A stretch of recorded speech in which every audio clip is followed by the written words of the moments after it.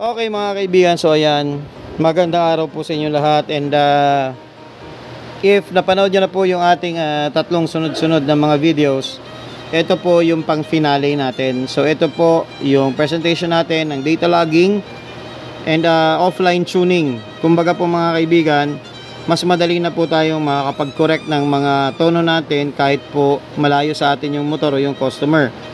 So ang gagawin lang natin, kailangan natin yung file ma-extract dun sa ECU kapag ka nag-activate tayo ng data log, which is pinakita ko dun sa previous video. And kailangan din natin yung map file na tama para dun sa data log natin. Okay, so tatandaan nyo mga kaibigan, gaya ng sinabi ko, dalawa po parati na file ang kailangan natin ngayon para maayos natin yung ating tono.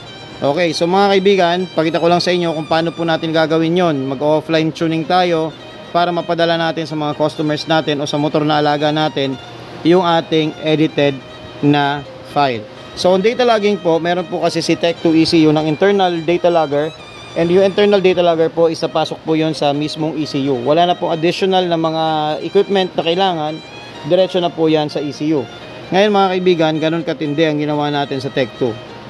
Now, kapag naka-open na po ang inyong software o yung app nyo, click nyo po yung offline, and ang unang-unang gagawin nyo po mga kaibigan is dapat po is i-on nyo or i-import nyo yung file. Okay, i-import nyo yung file na dinownload natin doon sa ECU. Gaya po ito, isang sample, Raider Espinas map stock. Okay, so yan po ang i-open natin para gusto natin makita yung ating log or yung data log. After po natin yan magawa successfully po, nandito na po yan, buksan natin yung injector main base.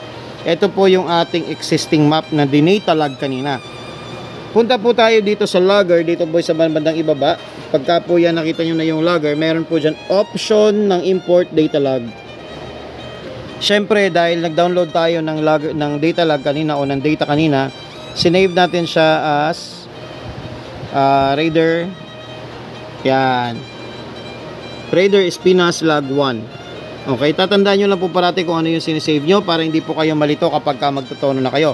So ayan po mga kaibigan, lumabas na po ang ating data log kanina. Ito po yung behavior ng pagmumotor ko kanina sa kalsada. So let's say nasa racetrack po ito. Ganito din po ang lalabas. Okay mga kaibigan, so ito po ang kagandahan yan. Meron po tayong power to meron tayong power to tune per cell. Okay, ganun po kababa ng mga increments ang makikita nyo dito. Kapag play po natin yan, tuloy-tuloy po ang galaw ng cursor niya na parang video.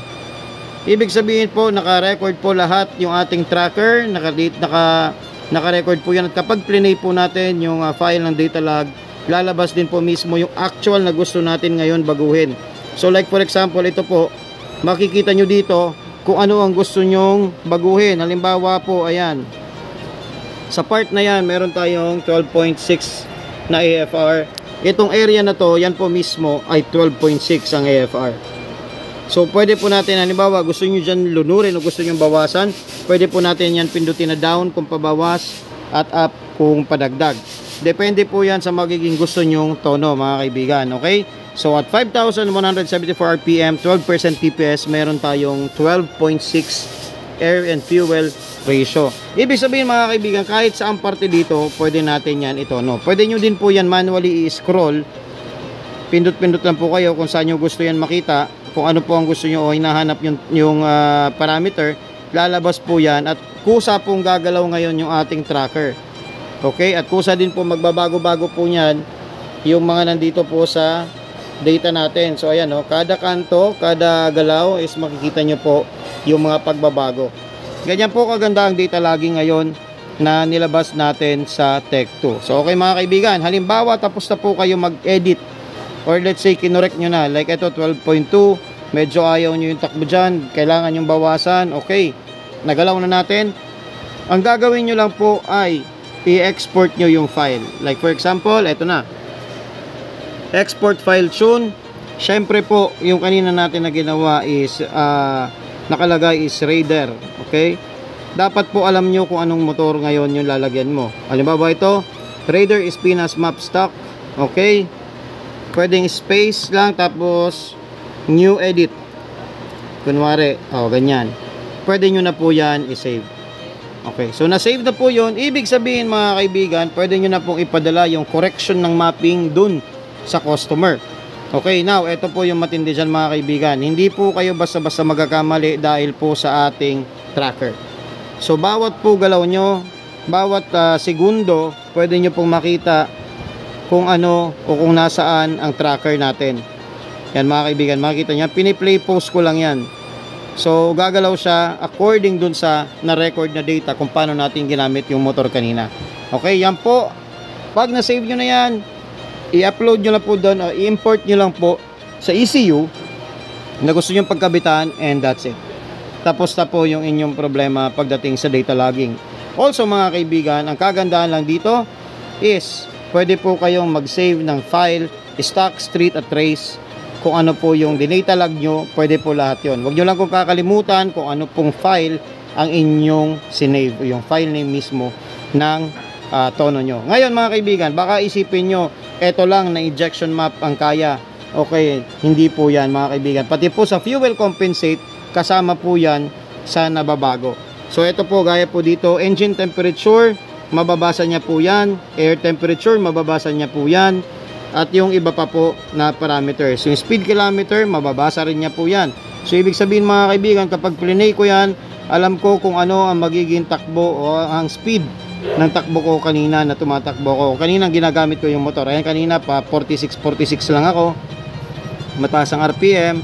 Ayan, so gumagalaw-galaw siya. Pero pag nilagay ko yan dito, ayan.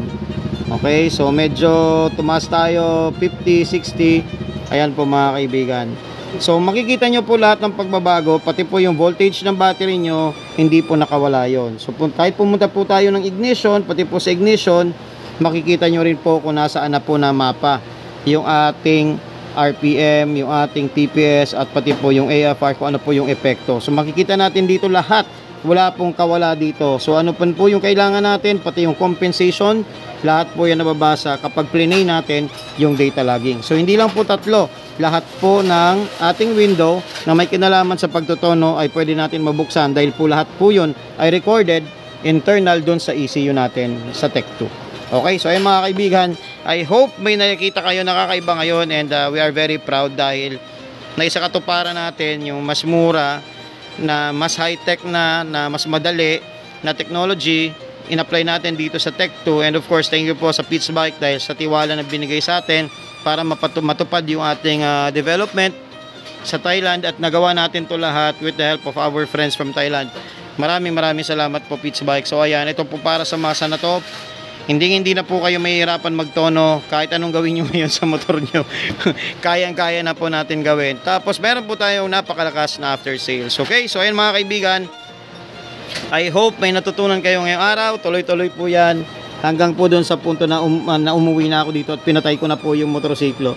Ayan po, continuous reading po yan. Pwede nyo i-post, and that's it mga kaibigan. This is Grease Monk. Magandang araw po sa inyo lahat. I hope malaking tulong po ito. Yung mga wala pang Tech2, magpa-reserve na kayo, mag-order na kayo para mas masatisfy kayo sa sinasabi namin ngayon. Yung tuning, magpapatraining po kami sa buong Pilipinas with the help of Pitts Bike Philippines. Magiging totoo po lahat at makikita nyo kung gaano kaganda yung ating technology ngayon na nilabas. So, magandang hapon po sa inyo lahat. God bless. This is Grease Monk. Peace.